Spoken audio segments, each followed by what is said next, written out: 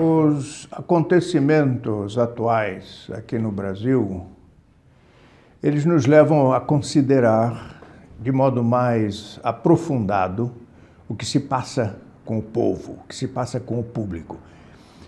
E hoje em dia, as relações internacionais são muito mais próximas, fala-se na mundialização.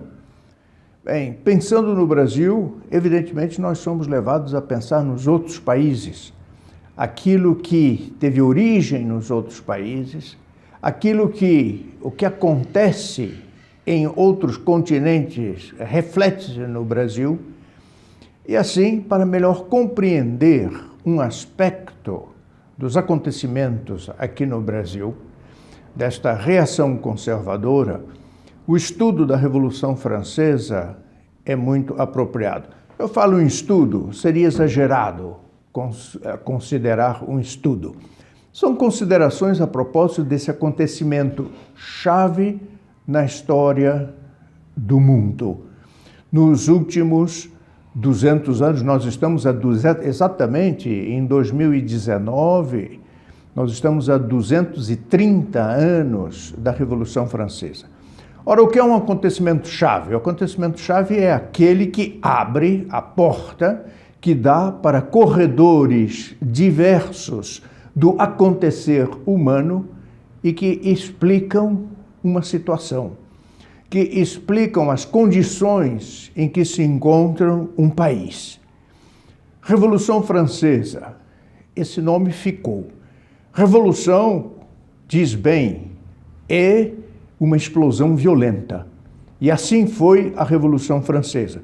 Derramamento de sangue, muito derramamento de sangue, não só dos reis, Luís XVI e sua esposa, a rainha Maria Antonieta, mas também de bispos, sacerdotes, do povo. Quem mais morreu foi o povo simples, os camponeses da França.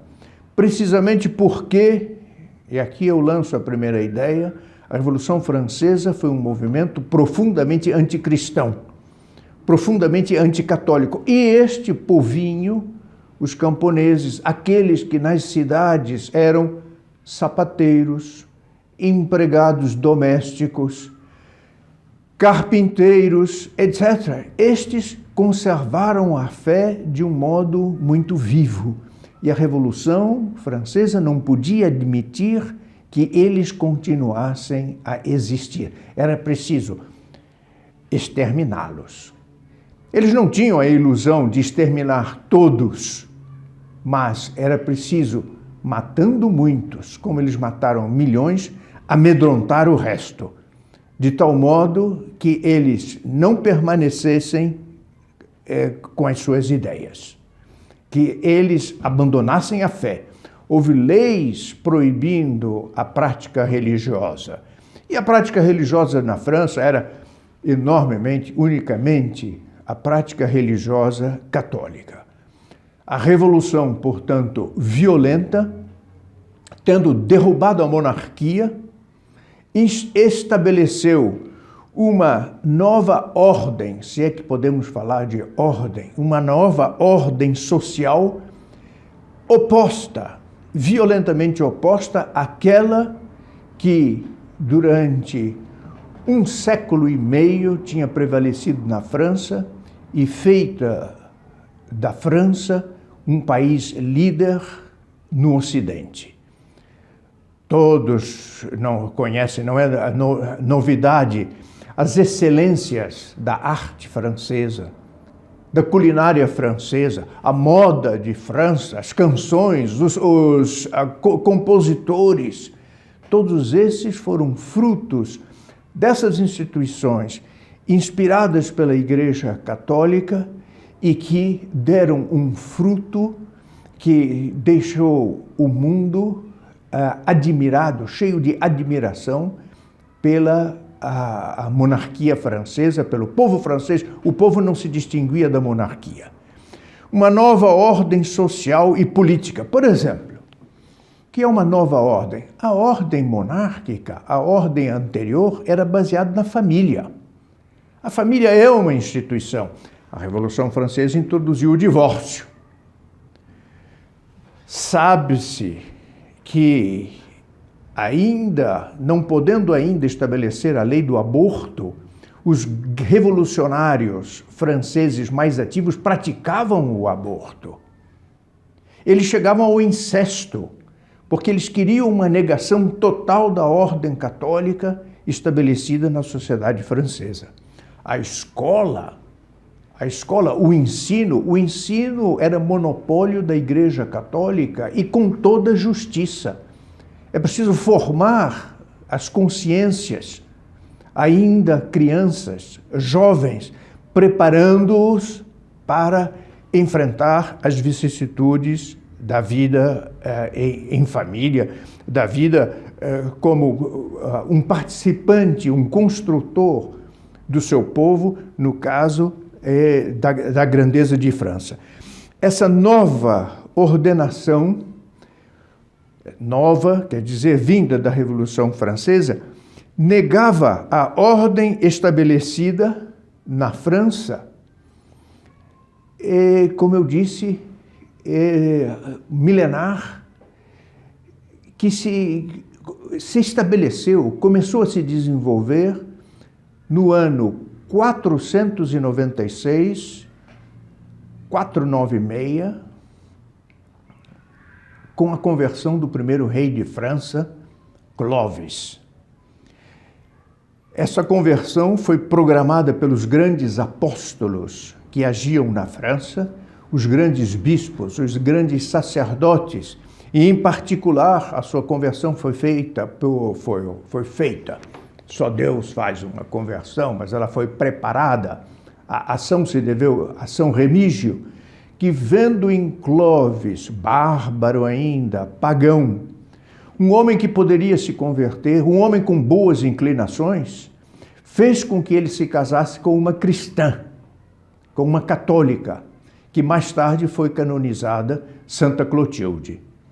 São Remígio deixou a cidade onde ele vivia, a cidade de Reims, foi para o centro da França. Reims está no leste da França. Foi para o centro, para a Borgonha, pedir aos pais dessa princesa, a futura Santa Clotilde, que se casasse com Clovis. Ela não quis, os pais não quiseram. Como uma cristã casar com um homem sem religião, com um bárbaro? Mas, tutelados por São Remígio, eles aceitaram. Os pais aceitaram, ela aceitou. O casamento se fez. E ela, na oração, na argumentação junto ao seu marido, moderando, controlando, falando a ele a respeito de nosso Senhor Jesus Cristo e de Nossa Senhora, levou-o a abrir-se um pouco mais à ideia cristã, à ideia do catolicismo. Até que, em 496, na Batalha de Tolbiac, ele era um guerreiro, essencialmente um guerreiro, cercado por seus inimigos, ameaçado de morte e de extermínio do seu exército. Ele se volta para o céu e diz: ó, Deus de Clotilde, se tu existes realmente, dê-me a vitória. E ele assim obteve a vitória e, retornando à sua casa, a capital do seu reino, se é que se pode chamar um reino, do seu povo, ele pede o batismo. E aí se deu a conversão da França. Seus nobres, seus generais já eram cristãos, já tinham se convertido pela ação dos apóstolos que trabalhavam, que operavam em França.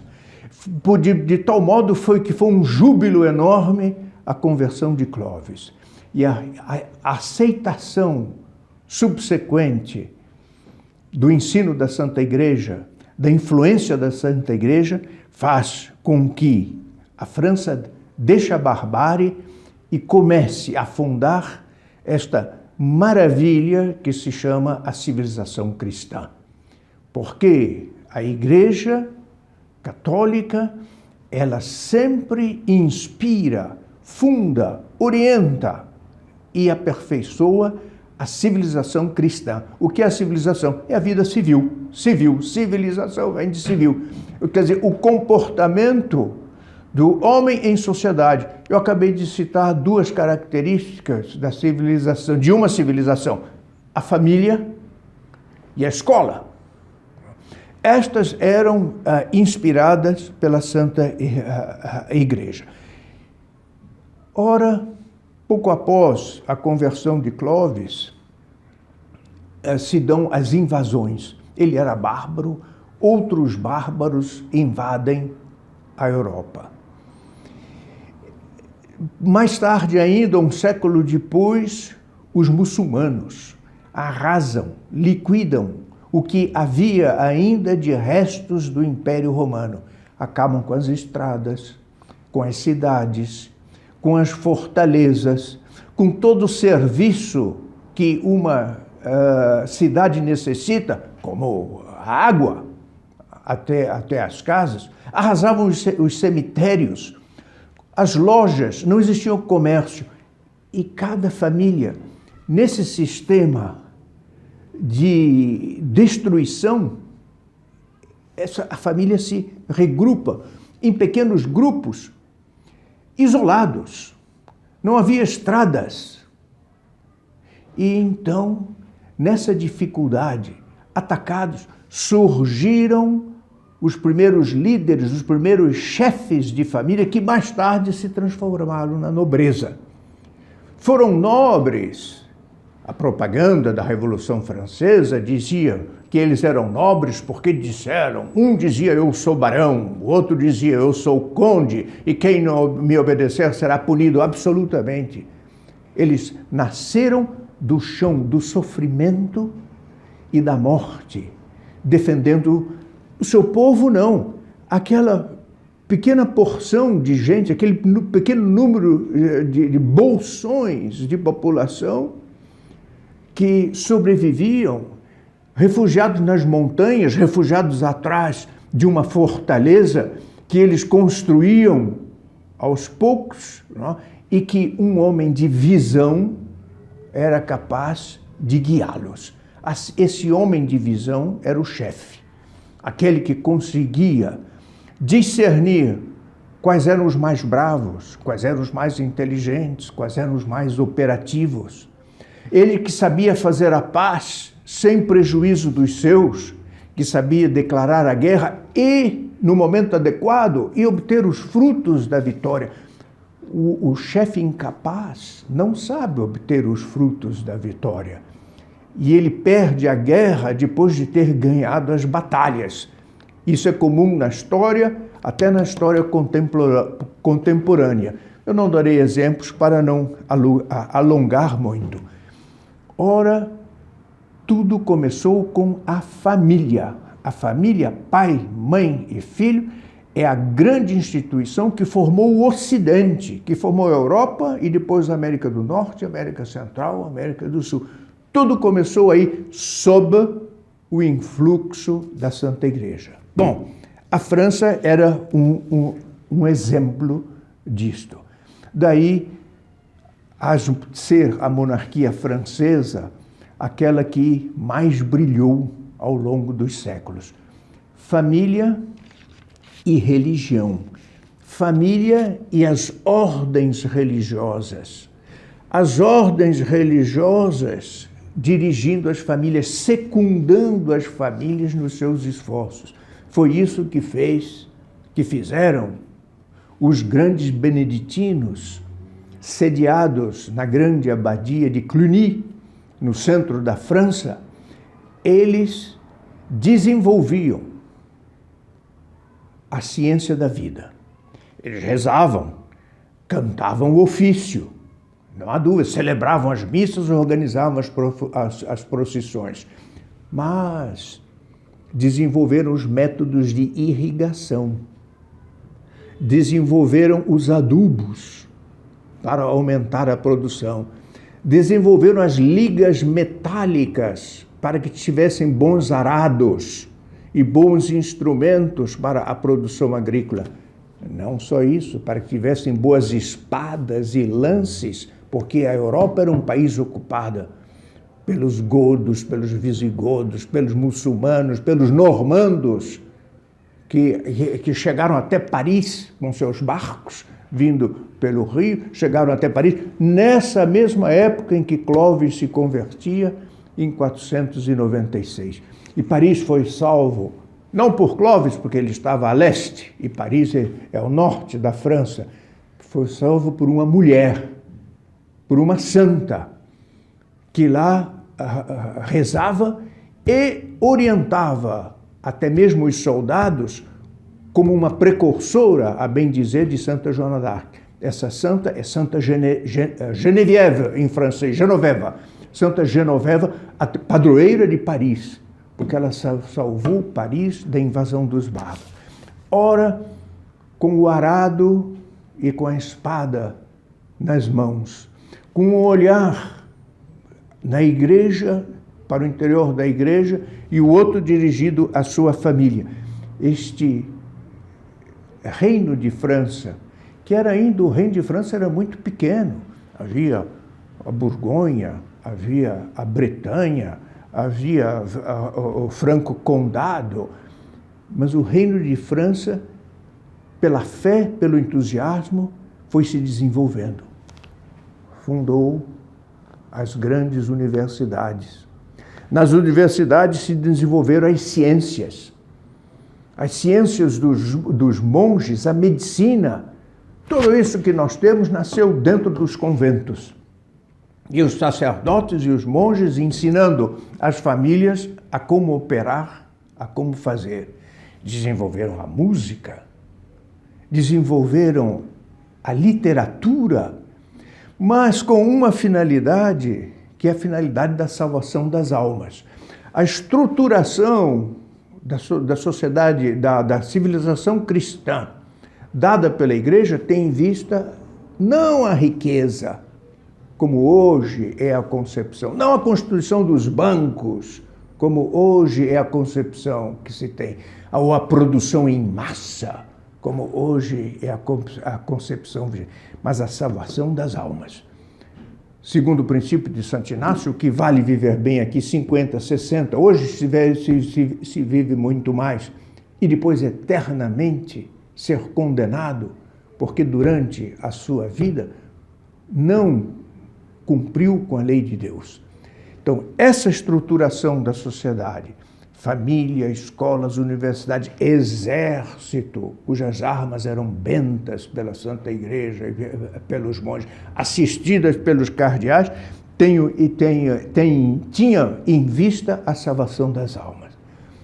Clovis, no dia de seu batismo, estava tão entusiasmado pela fé, tendo ele deixado o paganismo, ao lado de São Remígio, que o batizava, ele via aquelas fisionomias que os cercavam, a seriedade, o aspecto sobrenatural deles. Tinha o entusiasmo pela conquista das almas. Ele então perguntou a São Remígio: Pai, é já o céu prometido? Já estamos no céu? Não, não era o céu. No fim da época que se chamava o Velho Regime, a época que terminou com a Revolução Francesa.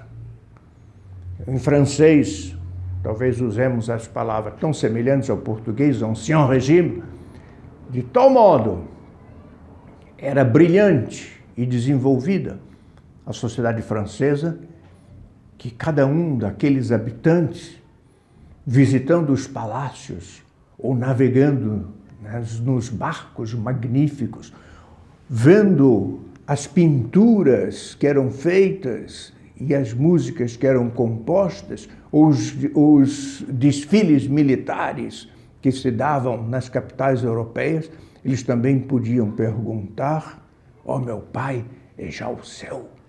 Nós chegamos aqui a uma perfeição, essa perfeição será celeste. Assim foi até o século XVIII. No século XVIII, uma crise da fé abala profundamente a sociedade francesa. Ela, que nascera da conversão de Clovis, que aceitou a Nosso Senhor Jesus Cristo, Ela voou encantada com o seu progresso, com sua riqueza, com suas ciências, com suas perfeições, voltou as costas a nosso Senhor Jesus Cristo. O inimigo não queria outra coisa. Ela que se julgava forte porque era rica, que se julgava forte porque dominava os elementos naturais através da ciência, que se julgava forte porque seus navios atingiam os confins do mundo, virando as costas a nosso Senhor Jesus Cristo, tornou-se fraca. E disso se aproveitou o inimigo. De que modo? Veremos na próxima vez, porque o tempo passa, como se deu essa decadência.